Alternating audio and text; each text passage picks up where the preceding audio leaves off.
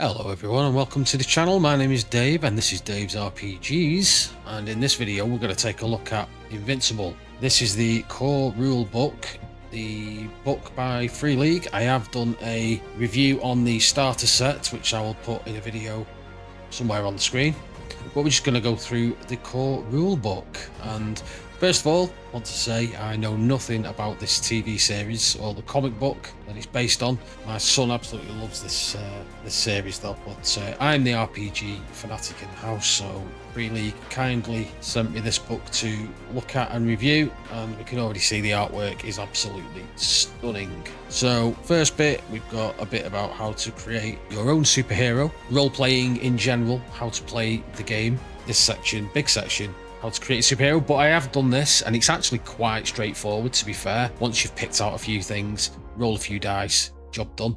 These are your powers and talents, and then into your combat. The Invincible universe, so that's a section that I would really need to dig into and read. How to run the game. A lot of books have this as a general rule of thumb. Campaign play, so how to build a campaign for your players. Dramatis personae.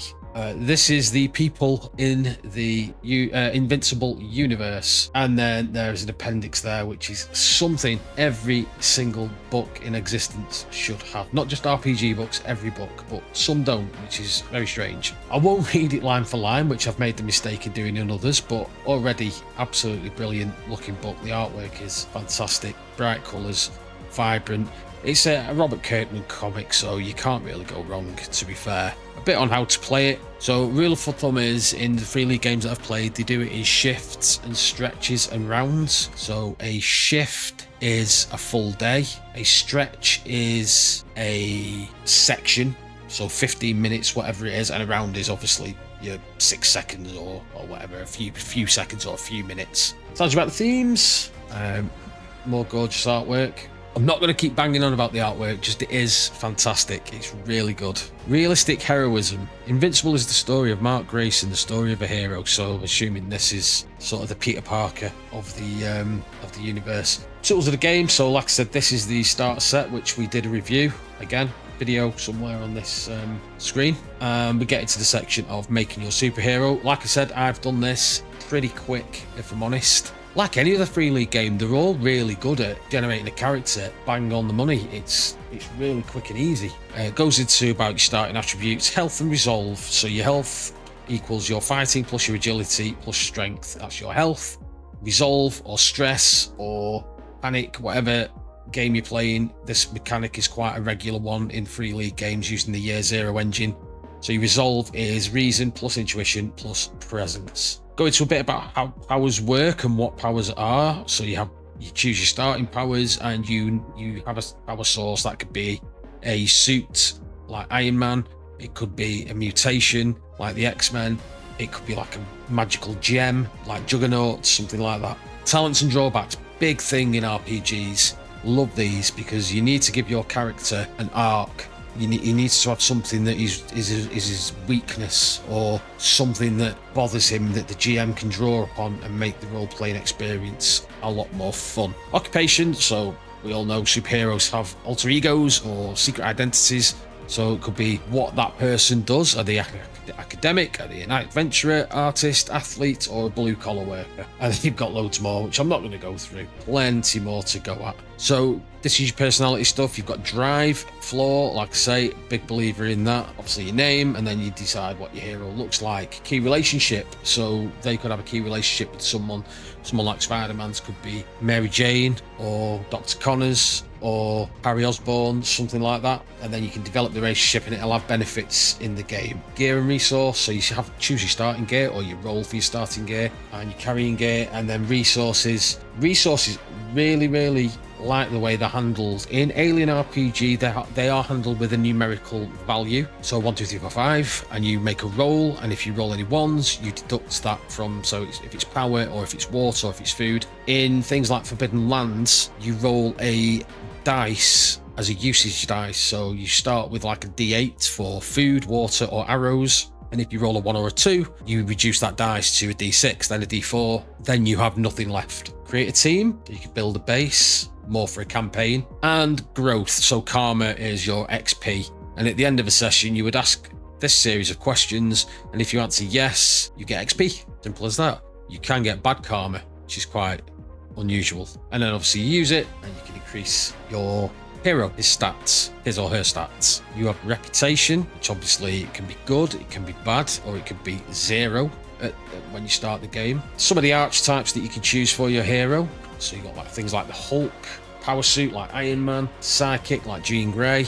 And then we go on to powers and talents. So the different types of powers you can have. So you have power levels. Some powers have levels, starting with basic and progressing to major, and then how you use a power. As a general rule, you don't need to roll dice to use a power unless clearly stated otherwise, like attacking someone with a blast. You don't need to roll dice to fly. If you've got fly as a talent, you just say that's what you're doing and do it. Your GM shouldn't have you roll, because you've got the different power types here, and then all the different powers by type at the bottom in a table here. And then you can get boosts and also limits for your powers. All your different power sources. So did your hero get into a freak accident, something like Daredevil with the splash in the eyes from the acid or whatever it was, or a mutation like we said, mystical artifact, techno-organic body, just loads to choose from, so you can really get creative when making a hero. And again, just the artwork, absolutely stunning. Different attack powers: blast, distress, affliction, emanation. These are control powers, so obviously you're doing a bit more cerebral stuff. You've got your comic panels here. These would be fun just to read through in themselves, I think. More different power types: mimicry, mind control, planet control. Oh, plants control. I thought it said planet then. Sound controls. There's just so many different ones. And again,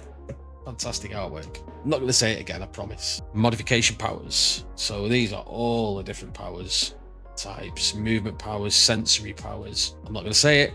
Then you've got talents. So these are talents to these are like your personality talents, not so much superpowers. So you could be a leader or a combat veteran or a loner, knowledgeable, guardian. These are how your hero is built within their personality. It gives you a few examples of drawbacks that you could go with. You don't have to choose one of these, obviously, you can make up your own, but these sort of give you somewhere to start. Then we get into action and combat. So rolling the dice. Rolling the dice in free league games, especially ones that use the Year Zero engine, is pretty simple. What you're doing, you're building a D6 dice pool. You basically look at your stats that your hero could have. The dice pools are made up by your attributes and skills. So you might have 3 in strength, 2 in melee combat or fist fighting or something. So you've got a total of 5. So you take 5 dice from the dice pool. What you want is to roll 6s. So we roll 2 6s. So that's 2 successes. Now, the good thing with Free League, there's a 1, so that would be, if you wanted to re-roll, you would re-roll these 3 dice because you keep your successes. But if you re-rolled these, you would get a stress point or lose a resolve point in this case, because you rolled a 1 in your first roll and you're pushing that roll, but then you roll another 1, so you'd end up losing 2 resolve. And that's basically it. You want 6s to succeed. The more 6s you get, the more you succeed. You only need 1 6 to succeed, but the more 6s you do can give you extra benefits. Pushing your roll, that's what we just talked about. You can basically push a roll unless you've got a condition that prevents you from doing so. Only 1 chance. As a rule, you only have 1 chance to succeed with any action. Once you have rolled the dice and pushed the roll, you may not roll again to achieve the same goal. So if you're trying to kick a door down in a game, you roll your 5 dice, and if you don't get any, I got 3. Well, that'd have smashed the door down. But if you don't get any, and you then push the roll, and you still don't get any successes, basically that's it. Your chance is over. You only get 1 chance. Otherwise, you could just stand there attempting the roll again and again and again and again and again. It's not fun. It's not how it should work. You can get help from others in most games. You can say, I assist. That'll give you a bonus dice. Or your GM might say, nope, there's 2 of you trying to kick that door in. Have 2 bonus dice. And we've succeeded. So there's always a way around certain things. Then you do opposed rolls. That's when you're rolling against somebody else. Maybe you're trying to fight someone, or you're trying to arm wrestle them, or something like that. You need to have more successes than your opponents. Laid out in maps and zones. So you have your battle map, and then you would zone off certain areas. That would be 1 zone. Zone 1, Zone 2, Zone 3, Zone 4, Zone 5. So to move 1 zone is an action. You might have a boost or a power that gives you more movement, so you can move 2 zones, but usually it's move 1 zone and then you can attack. So it's 1 movement, 1 action, or 2 quick movements. 2 quick movements, or 1 action, 1 movement. You all know this. I don't even know why I'm saying it. More on the combat. You can wreck a zone by doing what's called a slugfest attack. Did I skip over that? How dare I? Pounding your opponent with your bare fists or melee weapon is called a slugfest. A slugfest attack can only be made at targets in the same zone unless a power or special. That's what we just said. So you can pound you. So you could get into a slugfest with someone, and don't forget we're dealing with super beings. So you could end up leveling a building, smashing a building to pieces, or an area to pieces, and you could deal with huge creatures. There's so many different variants than just fighting raiders or muggers or whatever it is, or zombies in like The Walking Dead. So damage, again, you can have armor, or you can wind up broken. I'm not a big fan of the broken thing in most of these games, but it's here to stay. Sometimes you can end up with a broken condition that doesn't even apply unless you're in combat, and you might not be in combat. Critical injuries table there, so you can end up with a critical injury. Tells you how to recover strength, health, and you can heal critical injuries. Stress, so that's your resolve, as we talked about in Alien. I think it's called stress, or it's panic. It's called hope in Coriolis. Or you, as the GM, can set challenges for the players. These are the different kind of things. So you're all seeing Superman or something like that, where there's a runaway train, or there's a toxic accident, or something, extreme weather, something's gonna hurt everyday people, and you've got to stop it. You are a superhero at the end of the day. Goes through some other hazards there. Some vehicles. So I've never been a fan of vehicles in RPGs, but you know, I probably need to play more RPGs where I actually use vehicles. But they're available. Spacecrafts as well.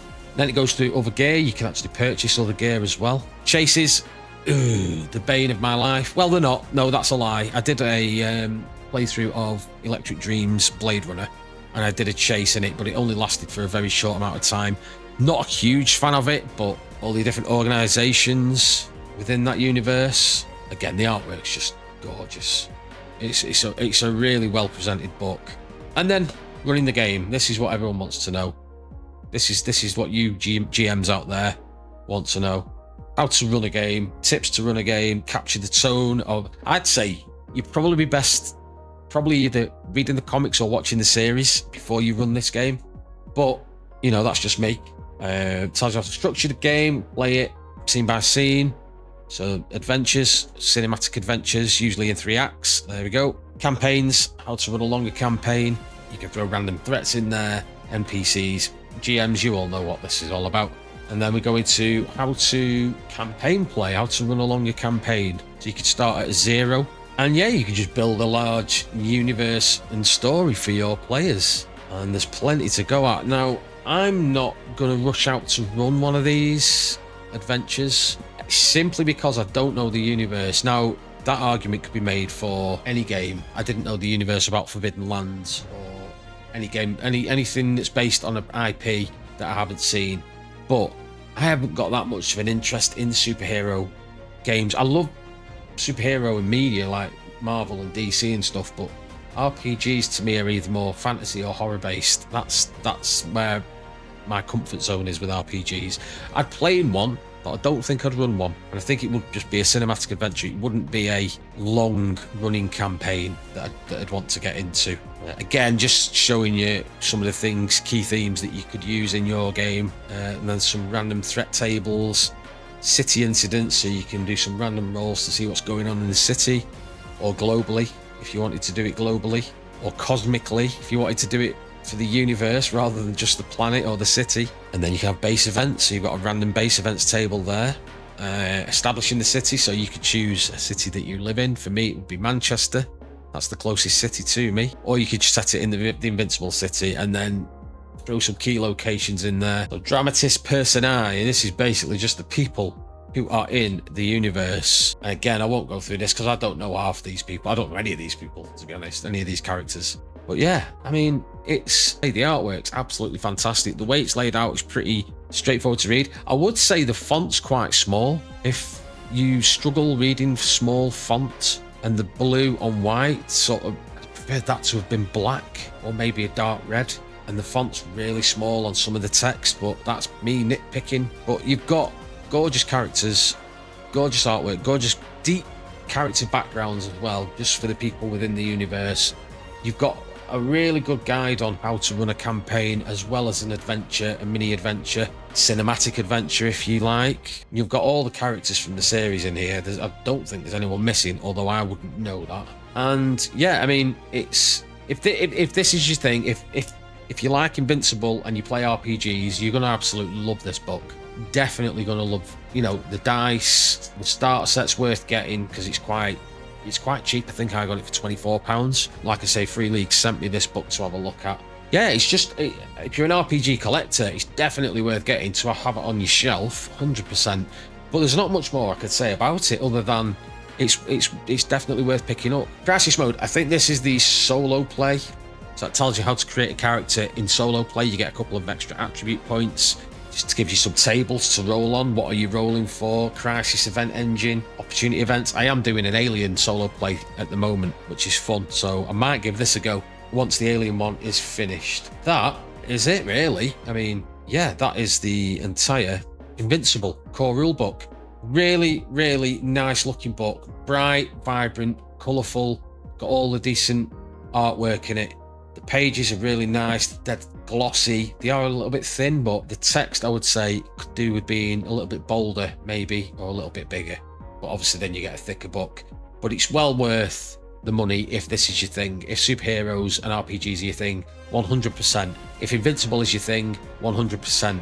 If RPGs and superheroes are not your thing, this isn't going to appeal to you. But thank you very much, Free League, for sending me this. Excellent work again. Free League never seemed to miss. And with that, I will say have a good day, and I'll see you in the next video. If you haven't already, please consider hitting the like button and subscribe button. It really does help the channel out. If you didn't like the video, then you can hit the dislike button. All feedback helps. Yeah, that is me. Have a fantastic rest of your day, and I'll see you in the next one.